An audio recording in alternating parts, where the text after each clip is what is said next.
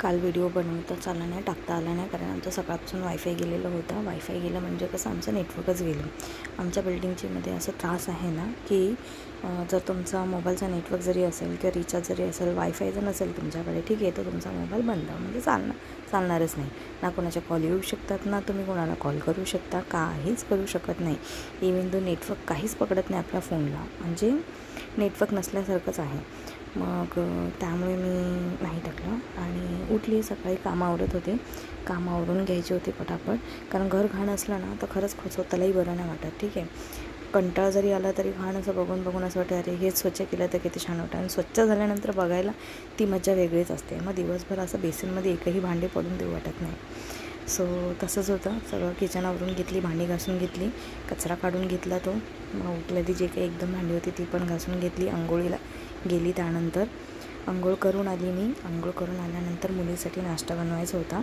एक लहान मुलांच्या नाश्त्यांचा पण खूप त्रास असतो नाही, काय बनवावं, काय द्यावं त्यांना खायला. आणि बहुतेक वेळ असं होतं ना, जे बनवलं ते मुलं खात पण नाहीत. ठीक आहे, तर आजचा बेत होता मुलीसाठी बटाटा आणि पनीरचा टिक्की बनवायची होती. तर त्याचंच प्रिपरेशन चालू होतं माझं. बनवण्याचं. टिक्की बनवली तिच्यासाठी मी आणि तिला खाऊ घातली.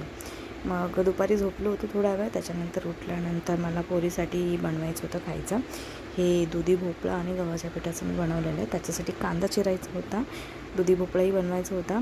आणि चिरता चिरता काय घटना ते बघा. हे बघा, बोट कापलं गेलं.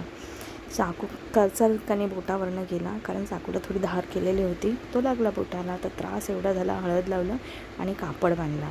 माझी मुलगी उठली. उठल्यानंतर हे बघा, कॅनमध्ये पाणी आहे, ॲटलिस्ट 2 लिटर एवढं, 2 किंवा 3 लिटर एवढं तरी पाणी असेल. उचलता येत नाही म्हणून ओढत घेऊन आली बेडरूममधून किचनपर्यंत. मग ते खाऊन वगैरे झालं तिचं. त्याच्यानंतर रात्री बघा हा काय प्रकार चालू आहे. आमची बाजूवाली मुलगी आहे, तिची ही ट्रायसायकल आहे. तर ती बघते ना, तिला चालवताना तिलाही चालवायची. तर आज ते मी फर्स्ट टाईम चालवली ही अशी सायकल. सो बघा किती बॅलन्स घेऊन आणि किती हळूवार व्यवस्थित चालवते. मोठी सायकल आहे तिच्या वयापेक्षा, बट तरी देखील व्यवस्थित चालवलं तिने.